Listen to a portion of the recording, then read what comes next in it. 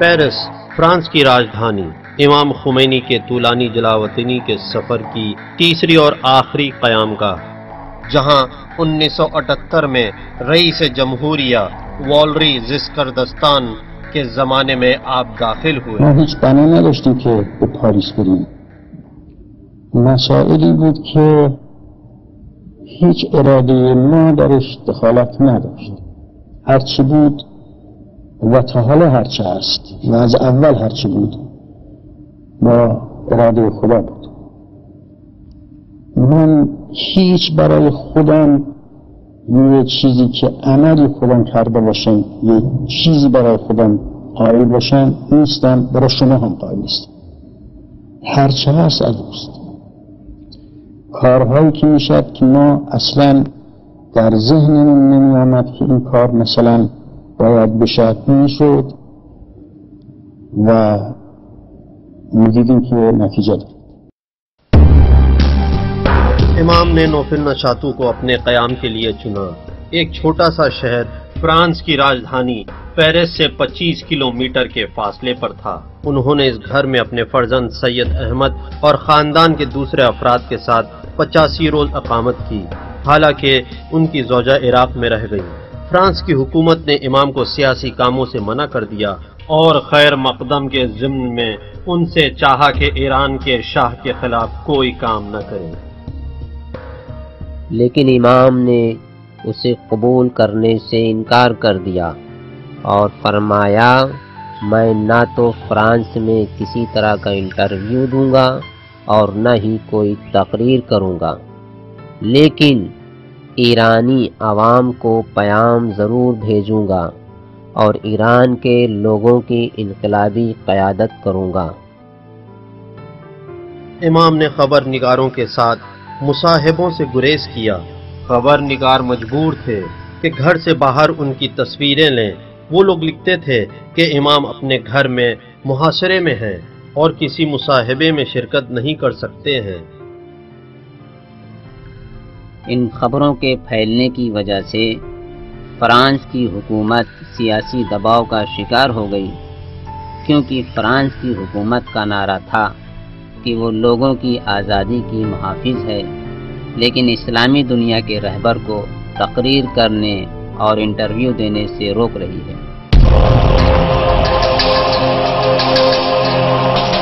ایران کے گلیوں کوچوں میں اضطراری حالت وجود میں آ گئی اور لوگوں نے اپنے مخصوص انداز میں فرانس کی سیاست پر اعتراض کرنا شروع کر دیا.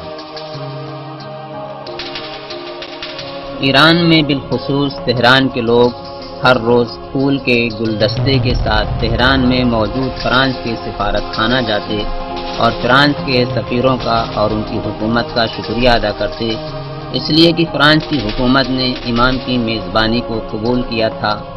لوگوں کے جذبات فرانس کی حکومت کے سلسلے میں بڑھنے لگے اور لوگ سب سفارت خانہ کے باہر جلسہ کرنے لگے اور وہیں پر بیٹھے رہتے تاکہ جسکار دستان کا شکریہ ادا کر سکیں. ان باتوں نے فرانس کی حکومت کو یہ تاثر دلا دیا کہ ان کی حکومت سے ایرانی عوام کے درمیان بہت محبت ہے، کیونکہ انہوں نے امام کو اپنا مہمان بنایا تھا اور اس محبتانہ انداز نے فرانس کے صدر کو امام پر لگائی گئی پابندیوں کو کچھ حد تک کم کرنے پر مجبور کر دیا.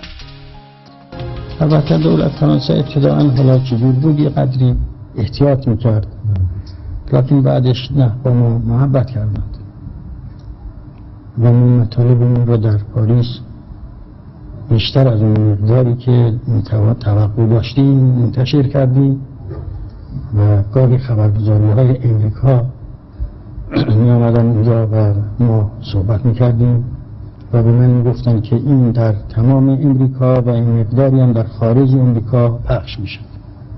ما مسائل ایران را این که واقعی بود در ایران و مسائلی که در ملت میگذشت اونجا گفتیم و روش‌های مختلفی که از دوستان جوانان ایران در خارج بودند از همه اطراف از روی سربان دسته‌های می‌آمدند.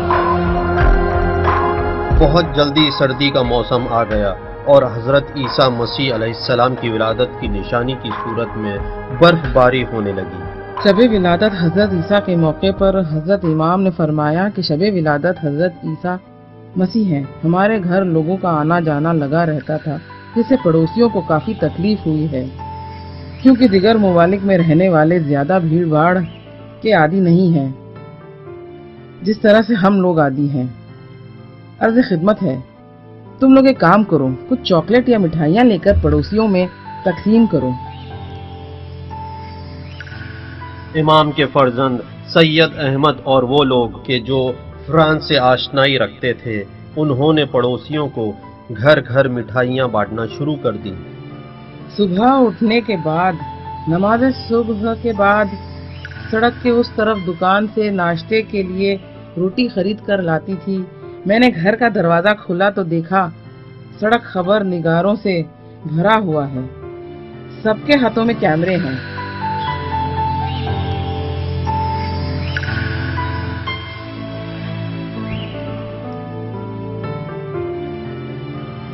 کیونکہ مٹھائیاں اور پھول بانٹنے کی خبر ہر جگہ پھیل گئی تھی، خبر نگار آ کر پوچھ رہے تھے کہ کیا امام حضرت مسیح کے یوم ولادت پر پھول اور مٹھائیاں بانٹتے ہیں، امام کی نظر میں مسیح کون ہیں، اور سب ہی امام کا انٹرویو لینا چاہتے تھے۔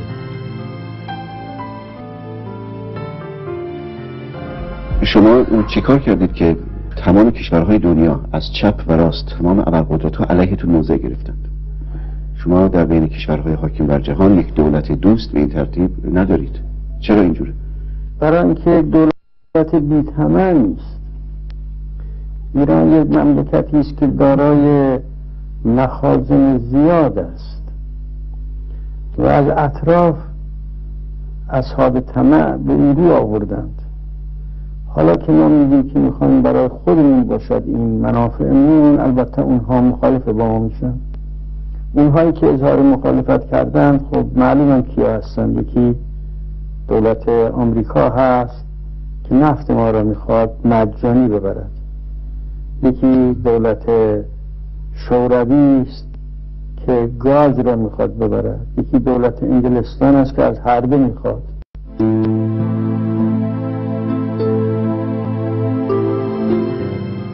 2 مہینے اور 25 دن کے اندر امام کے 450 انٹرویو ریڈیو اور ٹیلی ویژن پر ہوئے۔ جب تک امام فرانس میں تھے، یعنی روزانہ 5 انٹرویو۔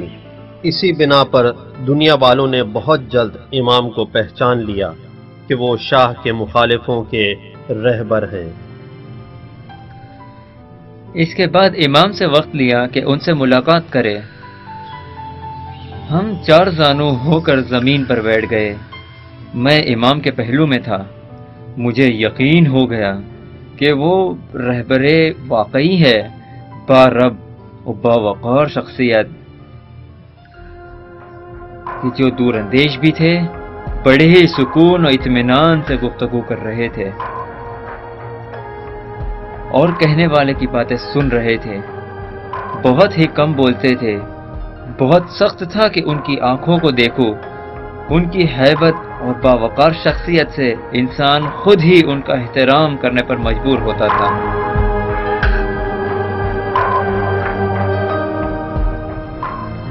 دروازہ کھلتے ہی وہ ہماری طرف اندر آئے۔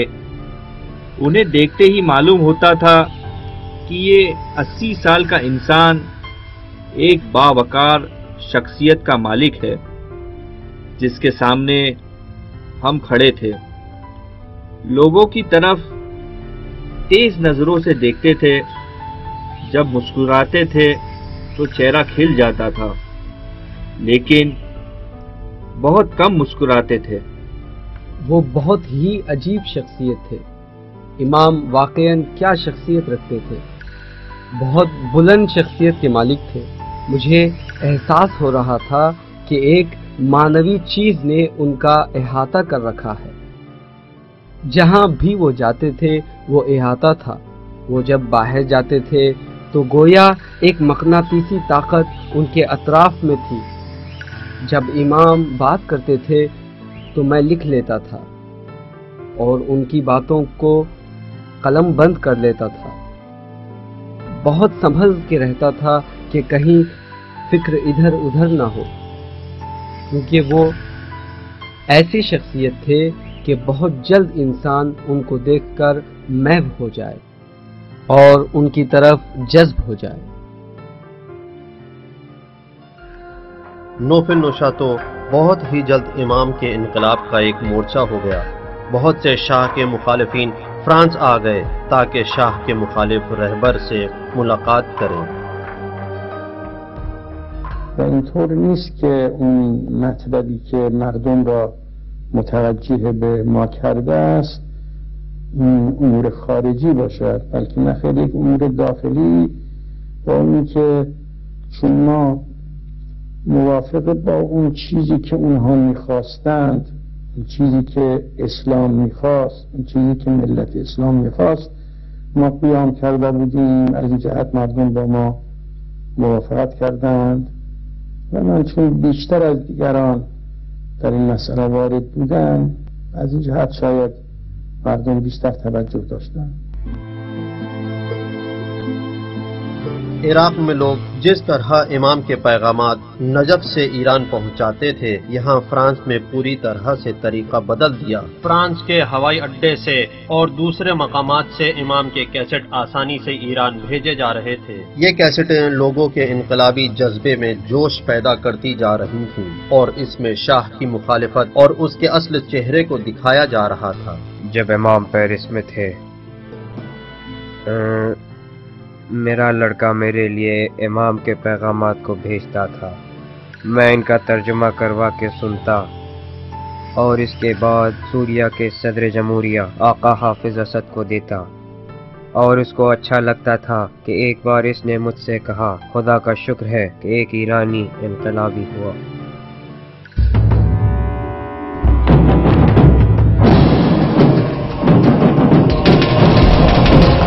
شاہ امام کی ترکی جلاوطنی کے بعد 1964 سے 13 سال تک آرام سے رہا اور جو دل چاہا کیا، اور اس مدت میں ایران میں قابل توجہ کوئی بھی واقعہ نہیں ہوا۔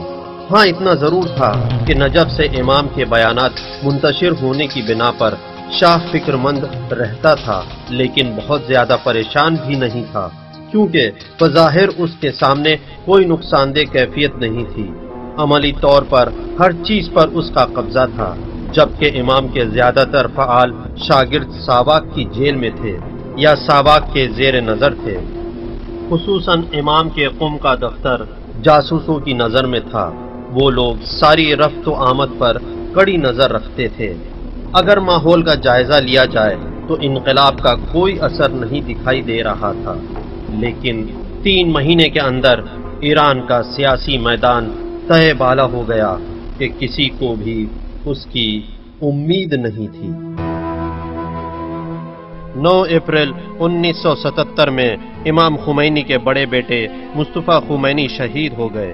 سب ہی یہ جانتے تھے کہ اس قتل میں باسی اور ایرانی ساواک کا ہاتھ ہے، لیکن اس کی کوئی دلیل نہیں تھی۔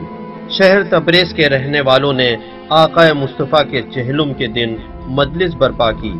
شاہ اس مجلس کو روک نہیں سکا۔ دوبارہ امام خمینی کا نام مائک پر بلند ہوا اور مظاہرے کرنے والوں نے بلند کیا۔ یہ مظاہرہ 13 سال کے بعد جو ظاہراً فراموشی کی نظر ہو گیا تھا، دوبارہ شروع ہو گیا۔ شاہ اس کو لوگوں کا غصہ سمجھ کر نظر انداز کر سکتا تھا، لیکن اس نے اس قضیے کو فوج کے حوالے کر دیا اور حکومت فوج کے ہاتھ میں چلی گئی۔ اس وجہ سے فوج سڑکوں پر آ گئی۔ اس سے لوگوں میں غصہ اور بڑھ گیا اور شاہ کی طرف سے بدبین ہو گئے۔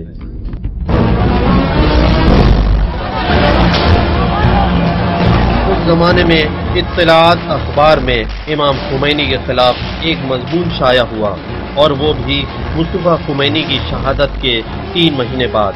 اس مضمون سے ایرانی معاشرہ بکھر گیا۔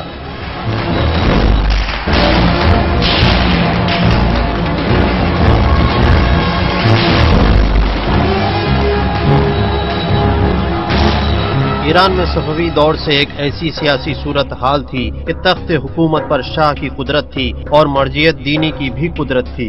صفوی اور قاجار کے دور تک یہ توازن برقرار رہا۔ دینی مرجعیت چاہے قم میں ہو یا نجف میں دونوں برقرار تھے، لیکن پہلوی حکومت نے اس قدرت کو ختم کر دیا۔ اس توازن کو ختم کرنے کی شاہ کو بہت مہنگی قیمت ادا کرنی پڑی۔ یہیں سے لوگوں میں عظیم انقلاب کے جذبے کی بنیاد پڑی۔ وہ مضمون امام کے خلاف اطلاعات نامی ایک اخبار میں جب وہ مضمون شائع ہوا تو ایران کی عوام اور حوزہ علمیہ کے طلاب شہر قم میں شاہ کے خلاف کھڑے ہوئے اور کافی شہید بھی ہوئے۔ کہہ سکتے ہیں کہ یہیں سے اس عظیم انقلاب کی شروعات ہوئی۔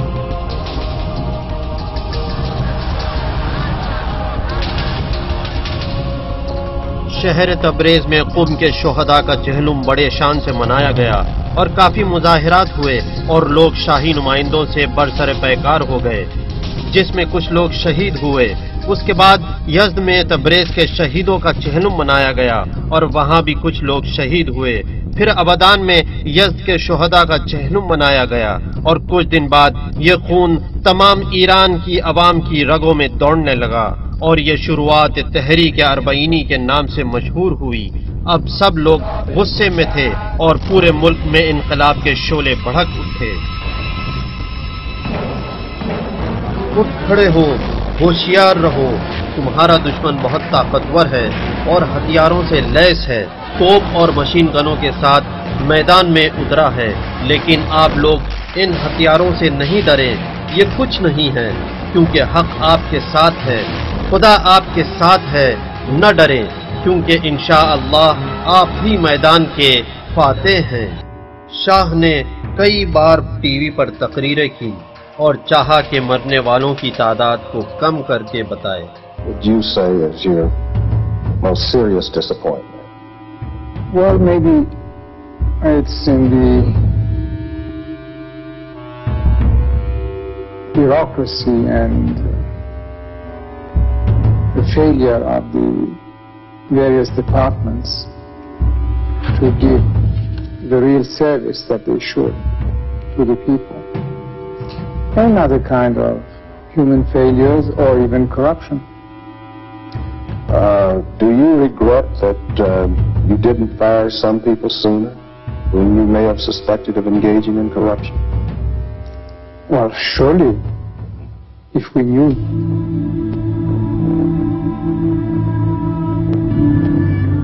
حالات بدتر، خطرناک تر اور خونی ہوتے گئے۔ ساواک نے لوگوں کو گرفتار کرنا شروع کیا، مخصوصاً یونیورسٹی کے طالب علوم کی کافی زیادہ تعداد کو گرفتار کر کے جیل میں ڈال دیا تھا۔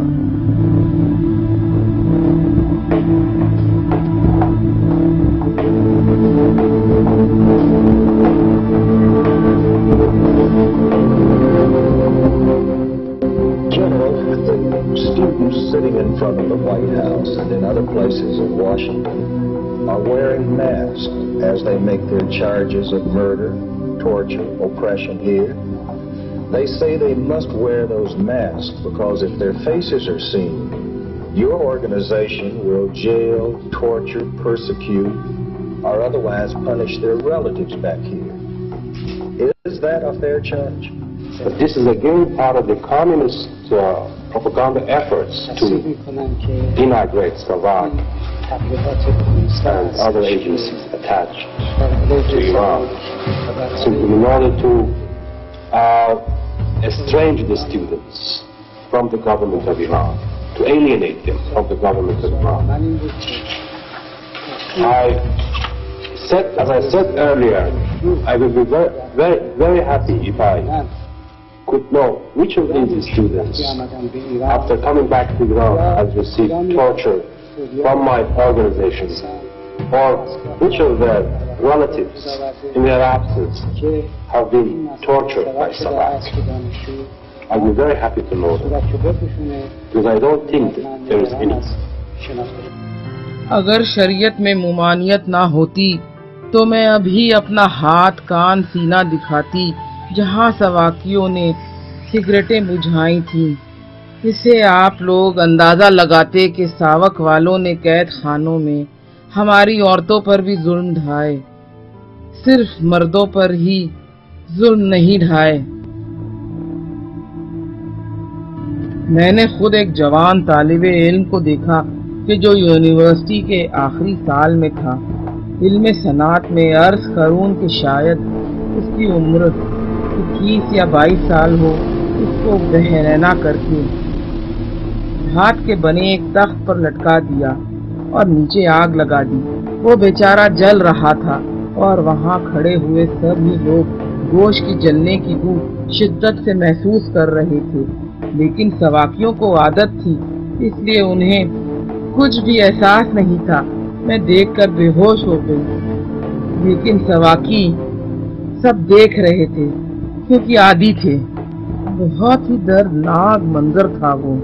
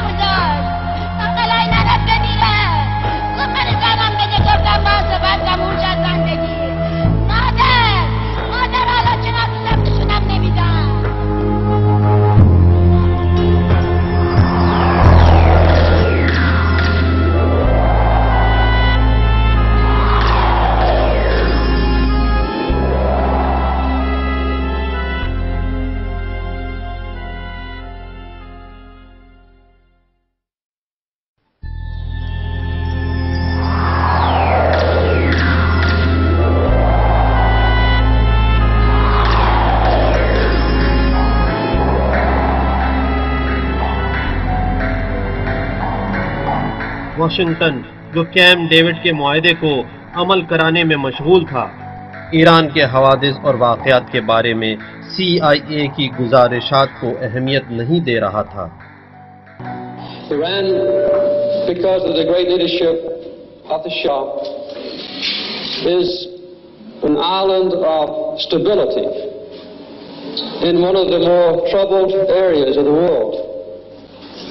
This is a great tribute to you, Your Majesty, and to your leadership, and to the respect and the admiration and love which your people give to you. امریکی خفیہ ایجنسی CIA کی قابلیت کو بڑھا کر پیش کیا گیا تھا۔ امریکی ایجنٹ ہر جگہ پر موجود تھے، لیکن وہ اسلامی انقلاب کے درمیان گھسنے میں ناکام رہے۔ وہ لوگ بائیں بازو کے محاذ کمیونسٹ اور نیشنلسٹ کے درمیان گھس گئے تھے۔ یہ میرا نظریہ نہیں، بلکہ اس موضوع پر بعد میں کئی کتابیں شائع ہوئیں جس میں لکھا تھا کہ امریکیوں کو اسلامی انقلابیوں کی طاقت کا اندازہ نہیں۔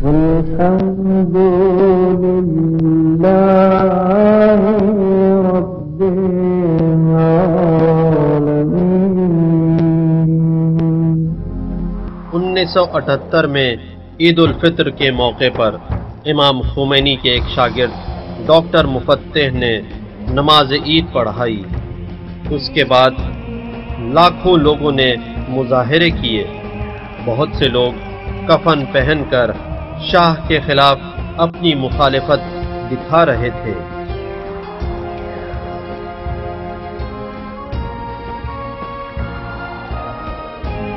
فوج کو گولی چلانے کا حکم دے دیا گیا تھا، جو بھی مظاہرے کرے گولی مار دو۔ 2 ستمبر بروز جمعہ سن 1978 کے دن تہران کے جلاد صفت افسر اویسی نے میدان زالہ پر موجود مظاہرین پر گولی چلانے کا حکم دیا۔ مغربی خبر نگاروں کی رپورٹ کے مطابق 4000 لوگ مارے گئے۔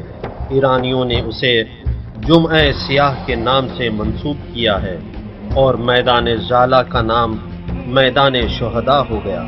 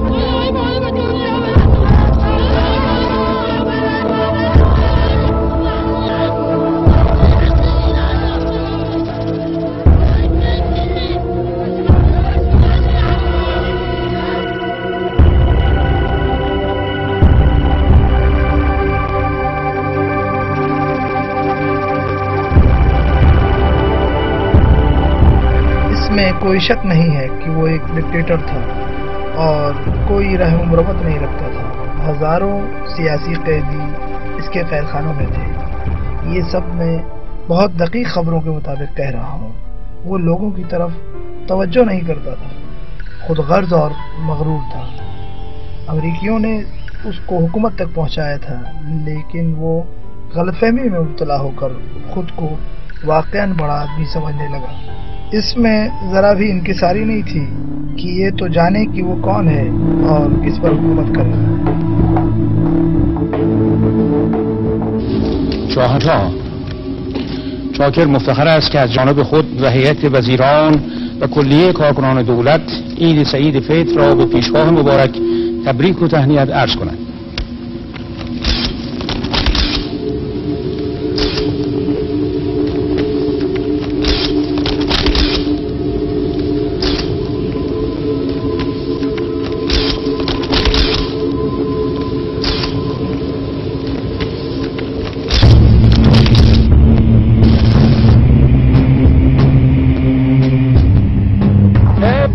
Without an exception in the army is totally and absolutely unswervingly loyal to the Shah. شاہ اور اس کے مشاوروں کا خیال یہ تھا کہ فوج کو جدید اسلحوں سے لیس ہونا چاہیے تاکہ وہ حکومت کی حفاظت کر سکے۔ شاہ کی فوج اس وقت دنیا کی 5ویں فوج تھی کہ جو جدید اسلحوں سے لیس تھی، اور اس وقت 70 کی دہائی میں 7 لاکھ سے بھی زیادہ فوجی تھے۔ اس فوج کے مقابل کھڑا ہونا خودکشی کرنے کے برابر تھا۔ امام خمینی کی سیاست یہ تھی کہ فوج سے بغیر کسی معرکہ آزمائی کے ہتھیار ڈلوا دے۔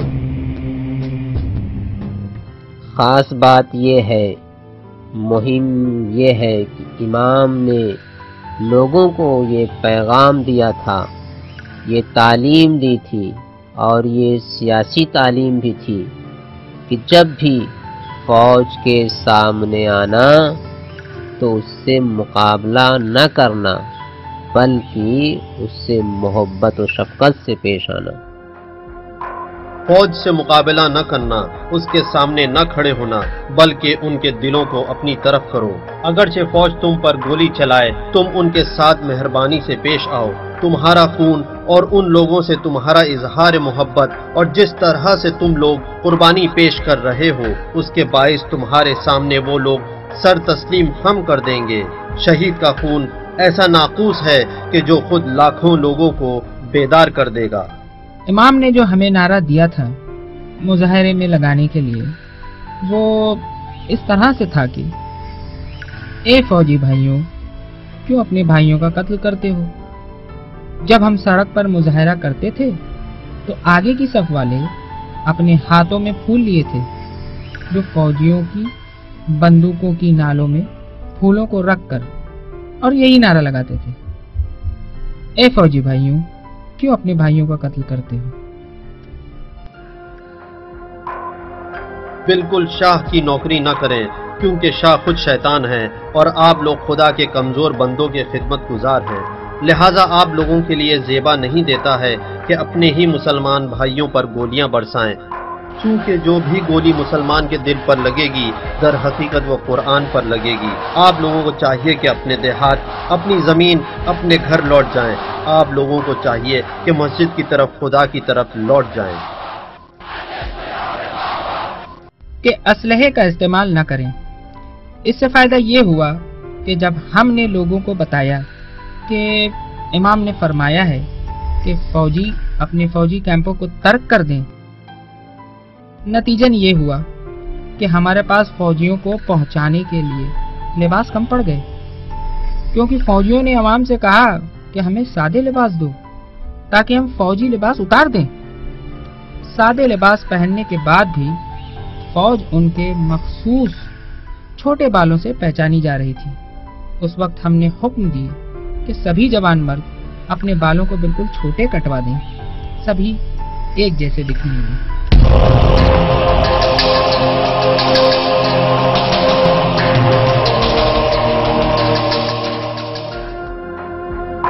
گروہ گروہ کر کے، ایک ایک کر کے فوج کی نوکری کو ترک کر دو، اپنے اسلحوں کو بھی اپنے ساتھ لے جاؤ، کیونکہ یہ اسلحہ خدا کے خدمت گزاروں کا اسلحہ ہے۔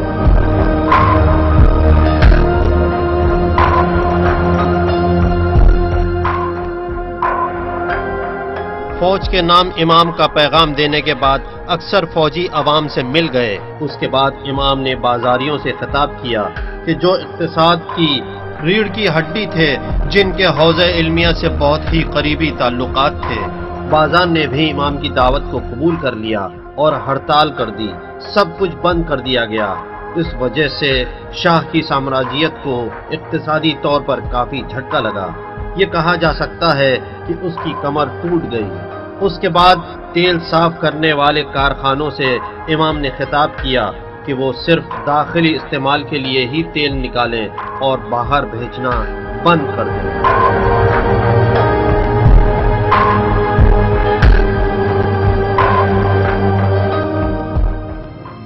بازرگان کا قول بیان کر رہا ہوں۔ مرحوم بازرگان ان افراد میں سے تھے کہ جنہوں نے امام کو پیغام دیا، اور انہوں نے امام سے فرانس میں بات کی اور کہا کہ اب لوگ تھک گئے ہیں، آپ انہیں اجازت دے دیجئے کہ وہ اپنے کام پر لوٹ آئیں۔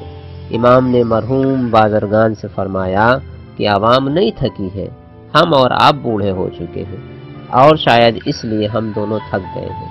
عوام شاہ کو گرانے تک اپنے مقصد کی طرف گامزن رہے گی۔ میں یہاں ایک واقعہ بتاتا ہوں کہ اس زمانے میں جب لوگوں نے ہڑتال کر رکھی تھی، شاہ نے ایک تقریر کی اور کہا اگر تیل کے کارخانوں کے مزدور اپنے کام پر واپس نہیں آئیں گے تو میں انہیں سب کو نکال دوں گا اور ان کی جگہ پر دوسرے ممالک سے مزدور اور اسرائیل سے ماہرین کو لے آؤں گا۔ یہ سردیوں میں ہوا تھا اور ایرانیوں کو تیل کی ضرورت تھی تاکہ اپنے گھروں کو گرم کر سکیں۔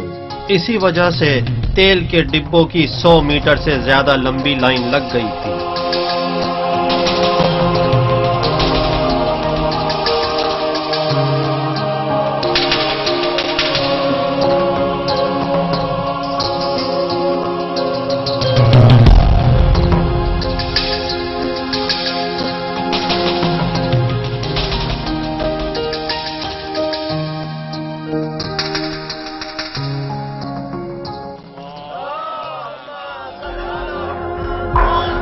اسی زمانے میں امام خمینی نے فتویٰ دیا کہ کوئی بھی اجنبی، امریکی ہو یا اسرائیلی، اگر تیل کے کارخانوں میں کام کرنے کے لیے ملک میں قدم رکھے تو اس کا خون حلال ہے اور اس کو قتل کر دیا جائے۔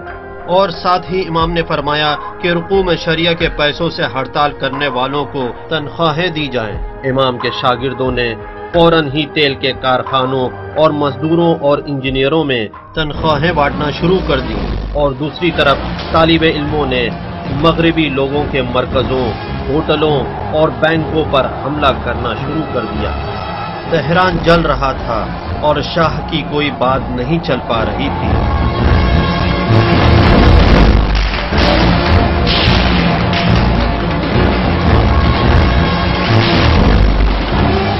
امام نے عاشور کے دن ساری عوام کو مظاہرے میں آنے کے لیے کہا کہ سب سڑکوں پر اتر آئیں اور اس شہنشاہی نظام کو اکھاڑ پھینکیں۔ یہ آخری تیر تھا کہ جو محمد رضا پہلوی کی حکومت پر مارا گیا تھا۔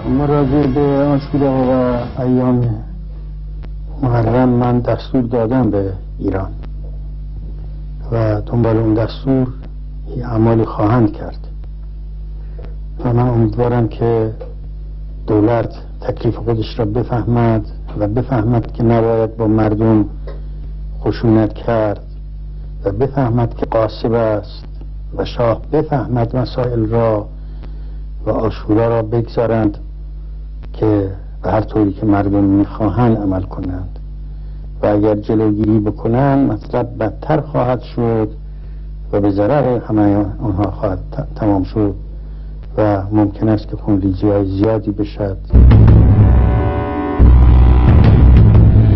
فوجی حکومت کے حاکم نے اعلان کیا کہ آج صبح سے کل غروب تک کے لیے کرفیو نافذ کیا گیا ہے اور کسی کو بھی عزاداری کی اجازت نہیں ہے، مسجد میں بھی نہیں۔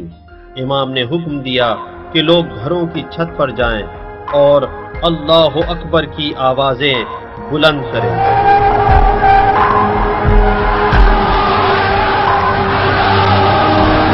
اس رات کے بارے میں عالمی خبر نگار بتاتے ہیں کہ ایران کے انقلابیوں کی صدائیں اللہ اکبر سے شاہ اور اس کے خدمت گزار لرز رہے تھے۔ دلچسپ بات یہ ہے کہ ایران میں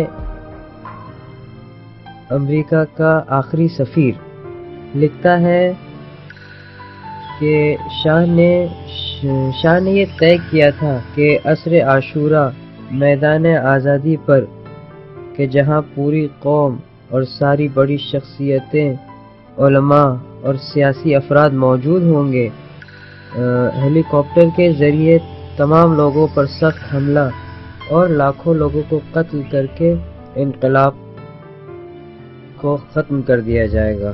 عاشور کے دن ظہر کے وقت لویزان کی ملٹری کیمپ کے ایک جوان فوجی نے حملہ کر کے ان تمام افسروں کمانڈروں کو قتل کر دیا کہ جو ظہر کے بعد لوگوں کا قتل عام کرنے کے لیے آ رہے تھے۔ شاہ اسی وقت سمجھ گیا کہ اب ایران کی حکومت اس کے ہاتھ سے نکل چکی ہے اور اب کوئی راستہ نہیں بچا ہے۔ فوجی حکومت نے مجبور ہو کر کرفیو ختم کر دیا۔ جیسے ہی یہ خبر لوگوں تک پہنچی، ساری عوام سڑکوں پر نکل آئی کہ پیر رکھنے کی جگہ تک نہیں تھی۔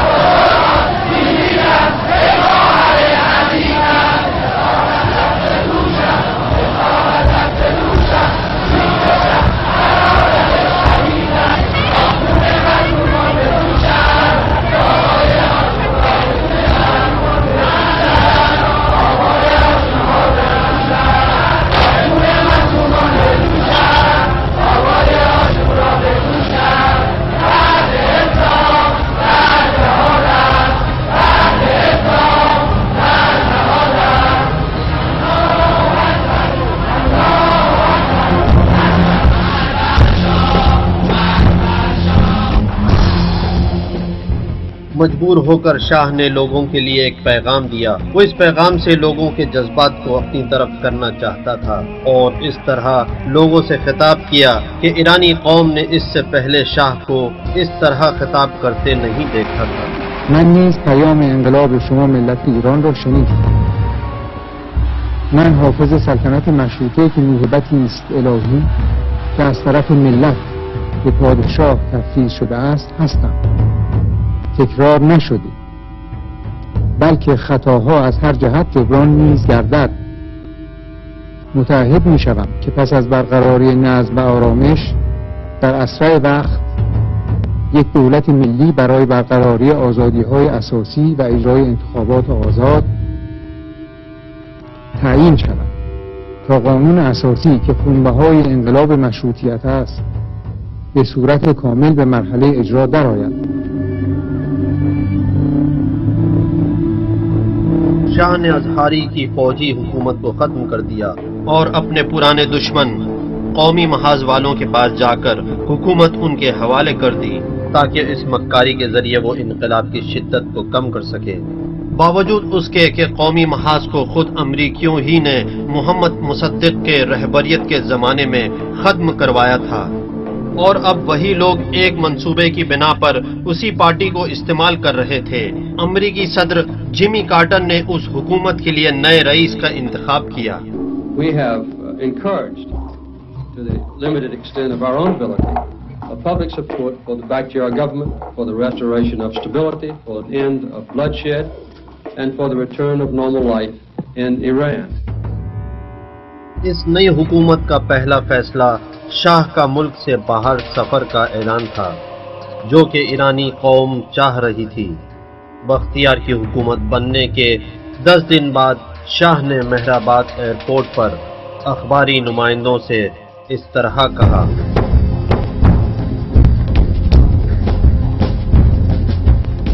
یه مدتی است که احساس خستگی میکنم و احتیاج به استراحت. ضمناً هم گفته بودم تا خیالم راحت بشه و دولت مستقر بشه بعد مسافرت خواهم کرد. من حضرت چه مدت مسافرت کنم؟ بستگی به حالت مزاجی من خواهد داشت. البته از الان که نمیتوانم بگم که ارزش کردم فکر میکنم از اینجا به آسوان برای استراحت برویم و اولین نقطه اقامت ما در آسوان خواهد. حرفی غیر از حس وضعیت مملکت و انجام وظیفه بر اساس میهن‌پرستی ندارم.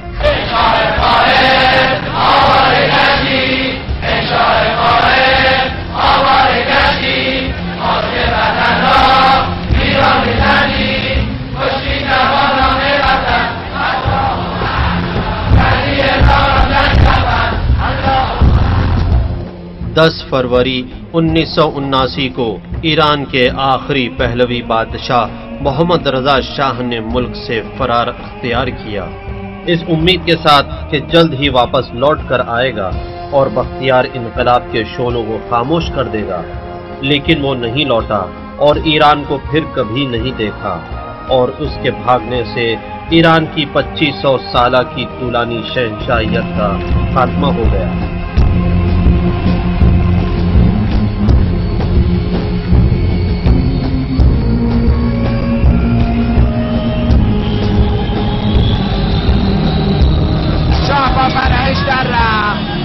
شاه فرعش در رفت، طولای بدون شاه فرعش در رفت.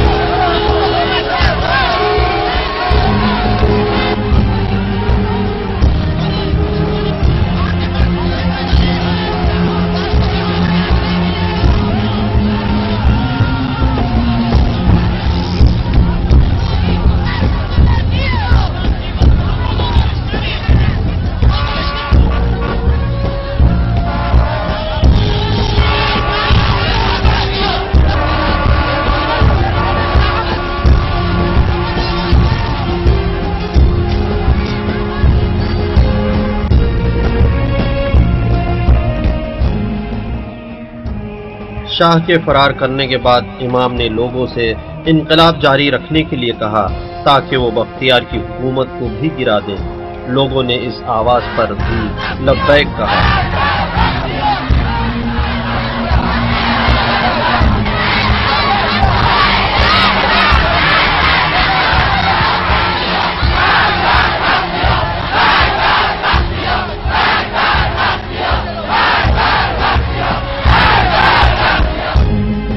Today gave its final approval to the government of Shapur Bakhtiar, a man who will spend the next few days looking over his shoulder.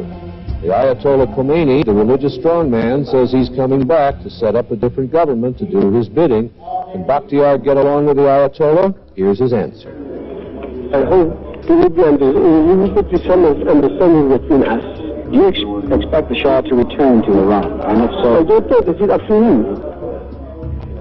Well, he says he's taking an extended vacation, and obviously he's leaving you with a lot of problems to try to solve. And he has power to rule the country too.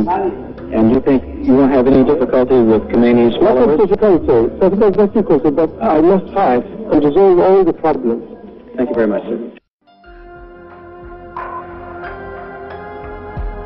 شاہ کے ایران سے فرار اور بختیار کی حکومت بننے کے کچھ دن بعد امام نے یہ ارادہ کیا کہ ایران واپس جائیں، لیکن بختیار نے ایئرپورٹ کو بند کر دیا اور شاہ کی وفادار فوج نے ایئرپورٹ کو گھیر لیا.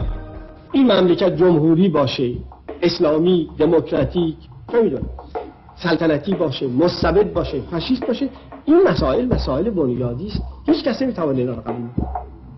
از این جهت آیت الله خمینی هر وقت تشریف بیارن مقدمشون مبارک است. وقتی هم آمدند اگر برنامه‌هایی دارند و ارائه میدند با کمال احترام ما گوش خواهیم. ولی اگر میخوان نخست وزیر بشن یا یه چیزی شبیه به این، بنده در جای خودم بسیار راحتم با تمام مشکل.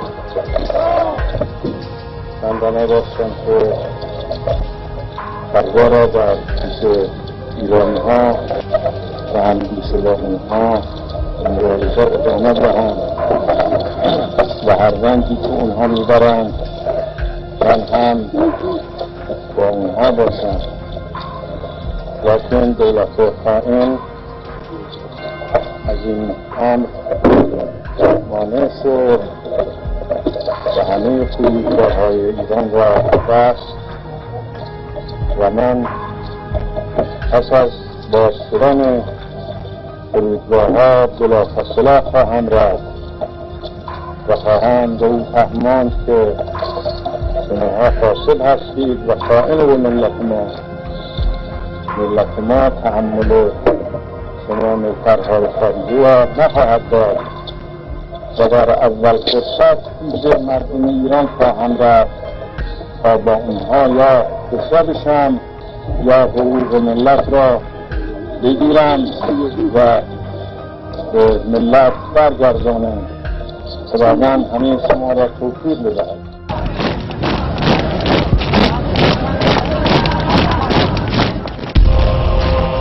ایران کے مختلف شہروں سے لاکھوں کی تعداد میں آئے ہوئے ایرانی ہوائی اڈے کے اطراف کی سڑکوں اور چوراہوں پر جمع ہونے لگے اور اس ہجوم نے ایک بڑی آہنی دیوار کی طرح ہوائی اڈے کا محاصرہ کر لیا.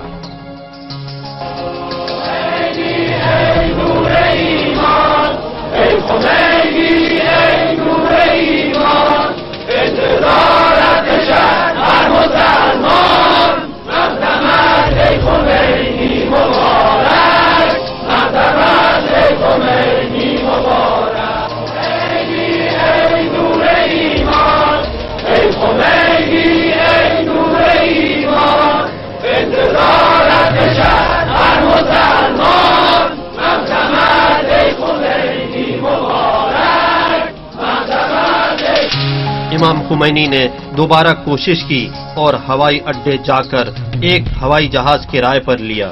فرانس نے پرواز کی اجازت دے دی، البتہ جب یورپ میں مقیم ایک ایرانی نے ہوائی جہاز کے انشورنس کی رقم بھر دی. ہوائی جہاز نے ہوائی اڈے سے اڑان بھری. اس ہوائی جہاز پر امام اور ان کے فرزند احمد آقا کے علاوہ امام کے ساتھ رہنے والے لوگ اور ان کے پیرس کے دفتر کے افراد بھی ساتھ تھے. ان کے ساتھ ساتھ بے شمار عربی اور مغربی نامہ نگار بھی تھے. روح اللہ ہوائی جہاز کے اوپری حصے کی کرسی پر تشریف فرما تھے اور نماز پڑھنے کے بعد سو گئے. ہم بھی اسی ہوائی جہاز میں ایک حصے میں بیٹھے ہوئے تھے اور بہت اصرار کے بعد ہمیں اجازت ملی کہ ہم امام کے پاس جا کے بیٹھے. ایک مخصوص وقت پہ امام کے پاس بلایا ہمیں اور امام نے ہم سے باتیں کی.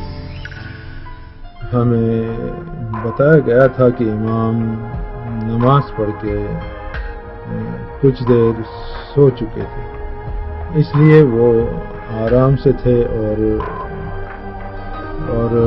جانتے تھے کہ تہران میں کیا چیز ان کے انتظار میں تھی. جب ہم تہران کی فضا میں پہنچے تو ایک عجیب واقعہ رونما ہوا۔ اس وقت ہماری توقع کے خلاف ہم نے دیکھا کہ ہوائی فوج ہماری حفاظت کر رہی تھی اور انہوں نے ہوائی جہاز کے اترنے کو آسان کر دیا۔ یہ ایک ایسا واقعہ تھا کہ ہم سب متاثر ہو گئے کہ ساری چیزیں بڑی آسانی سے حل ہو گئی۔ آہستہ آہستہ فرانس کا ہوائی جہاز ہوائی پٹی تک پہنچا۔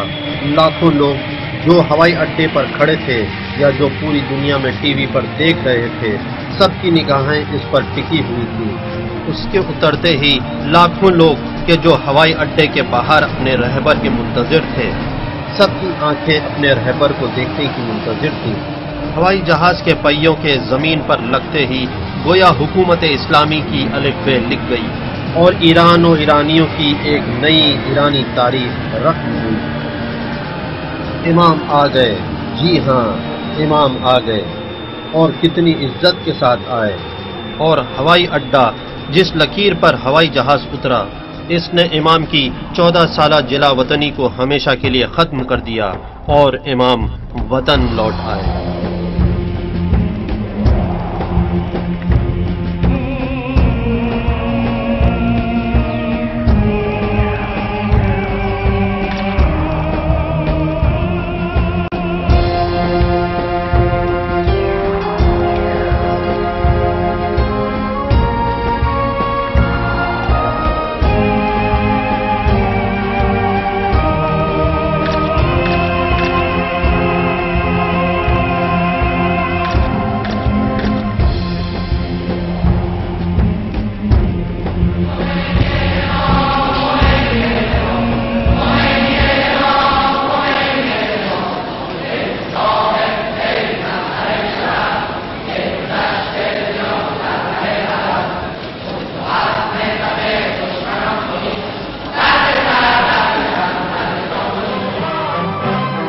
تہران ہوائی اڈے سے ایک بڑی سی گاڑی نکلی جس کے ڈرائیور محسن رفیق دوست تھے۔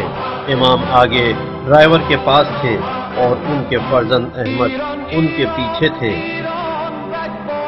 دنیا بھر کے اخباری نمائندوں نے اس دن لوگوں کے ہجوم کو 70 لاکھ افراد بتایا ہے جو ہوائی اڈے سے بہشت زہرا تک بھرے ہوئے تھے، اور سب کو معلوم تھا کہ امام بہشت زہرا میں تقریر کریں گے۔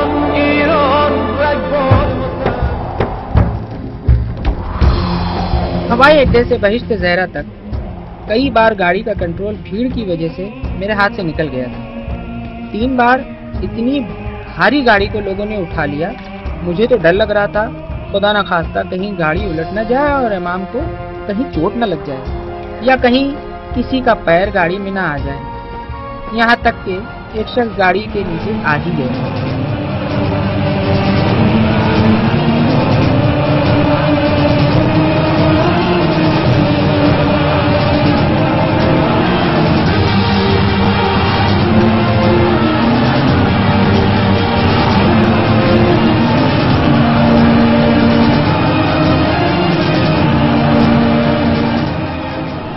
وہ گاڑی جس میں امام خمینی سوار تھے لوگوں کے ہجوم کے سامنے جواب دے دیا، اور اس حالت میں آگے بڑھنا ممکن نہیں تھا۔ ہوائی فوج نے امام کو لے جانے کے لیے ایک ہیلی کاپٹر کا انتظام کیا۔ امام ہیلی کاپٹر پر سوار ہو گئے جو انہیں اس اسٹیج کے پاس لے گیا جو خاص امام کے لیے بنایا گیا تھا۔ اسٹیج کے سامنے سینکڑوں کیمرے لگے ہوئے تھے اور لاکھوں کی تعداد میں امام کے چاہنے والے بہشت زہرا میں جمع ہوئے تھے۔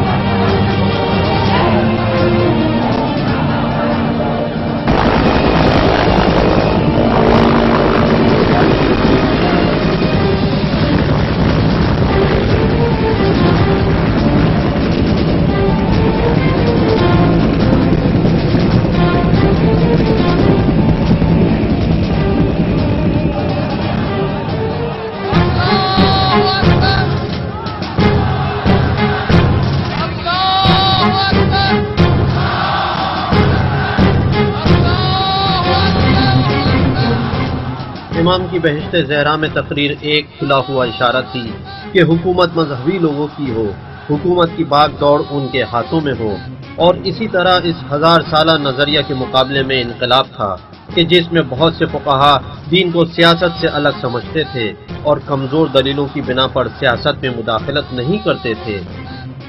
امام اس لیے ایران نہیں آئے کہ شاہ کے ساتھ حکومت بانٹ لیں اور ہر کوئی اپنا اپنا حصہ لے لے۔ امام لوٹے تاکہ شاہ کو نکال دیں اور اپنی تقریر میں اعلان کیا کہ حکومت فقیہ جامع الشرائط کا حق ہے۔ من دولت تعیین میکنم، من تو دهن این دولت میزنم، من دولت تعیین میکنم، من به پشتیبانی این ملت دولت تعیین میکنم، من به واسطه اینکه ملت مرا قبول دارد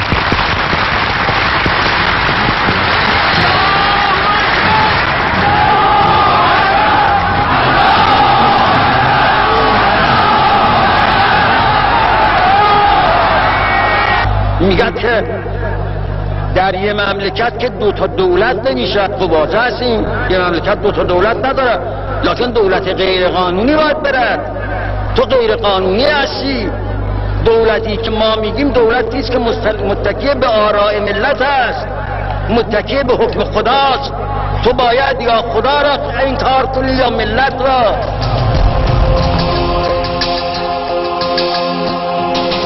امام نے تہران کے ایک مدرسے میں قیام کیا۔ اس جگہ سارے ملنے والے آتے تھے۔ اگرچہ امام جلا وطنی سے لوٹ آئے تھے لیکن انقلاب ابھی تک کامیاب نہیں ہوا تھا۔ ضروری تھا کہ بختیار کی حکومت ختم ہو اور فوج اپنا رویہ بدلے اور انقلابیوں کے ساتھ ہو جائے۔ لیکن جب شاہ ایران سے باہر گیا تب عوام سے مقابلے کے لیے فوج کا کمانڈر ایک امریکی تھا، اس کا نام جنرل ہائزر تھا۔ اس کو امریکہ سے وہاں کے حالات پر قابو پانے کے لیے بلایا گیا تھا اور اس کی صرف یہی کوشش تھی کہ کچھ کرے، اور اپنی زندگی کی ایک کتاب میں اس نے ان واقعات کو لکھا ہے کہ روز بروز بدلتے حالات کو دیکھ کر افسروں کے حوصلے پست ہو گئے۔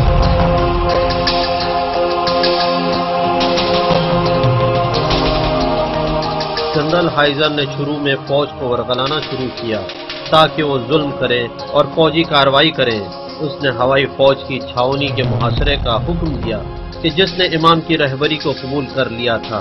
اسی طرح یہ بات پھیلی کہ امام جس مدرسے میں مقیم ہیں اس پر بمباری ہونے والی ہے۔ جب پتہ چلا کہ امام خمینی پر حملہ کرنا چاہتے تھے تو آغا رفسنجانی گئے امام کے پاس اور کہا کہ آپ جمران سے باہر چلے جائیں کہ آج رات دشمن 50 ہوائی جہازوں سے اس جگہ پر حملہ کرنے والے ہیں۔ امام نے کہا میں ہرگز باہر نہیں جاؤں گا، یہیں بیٹھا رہوں گا۔ یہ لوگ اڑان نہیں بھریں گے اور اگر بھر بھی لی تو انہیں نیچے آنا ہوگا، ان لوگوں کو زندہ پکڑ لیں گے۔ تم بے فکر رہو، کچھ بھی نہیں ہوگا۔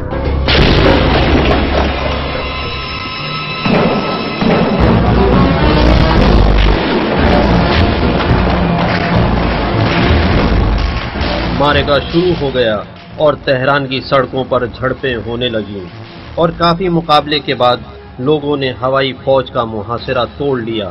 اس وقت بختیار نے وزرائے امنیت کے ساتھ ایک جلسہ کرنے کے بعد اعلان کیا کہ 4 بجے عصر سے 11 فروری کی صبح تک کرفیو نافذ کیا گیا ہے۔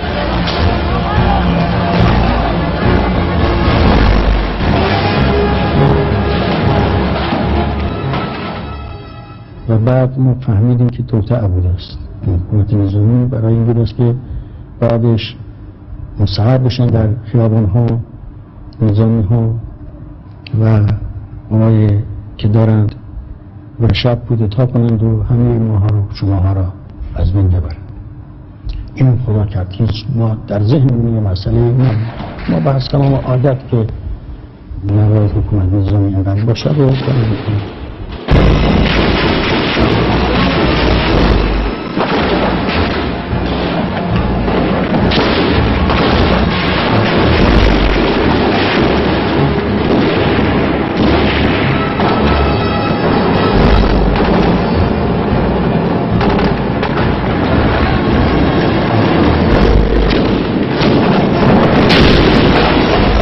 उस दिन जोहर के बाद लोग सड़कों पर उतर आए और सड़कों और फुटपाथ पर मोर्चा बना लिया और उसके बाद हकीकतन आमने सामने का मुकाबला शुरू हो गया।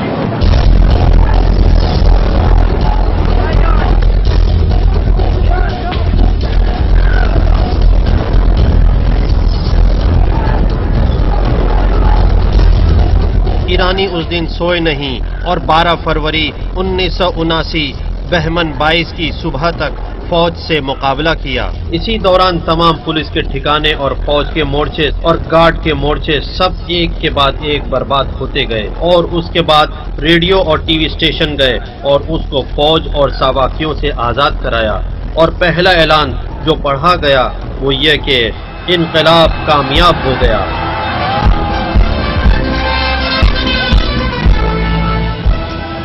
ما انتظار از همه بشر داریم که در این مسئله که مربوط به بشر است، مربوط به حقوق بشر است، ما همراهی پیام ما هم به همه ملت ها این است که هم خودشون که این ملت مظلوم میشه زیر چکمه ظلم دارد له میشد کمک کنند و هم دولت های خودشون را وادار کنند که کمک کنند و اگر دولت ها مخالفت میکنند تقلیل کنند دولت.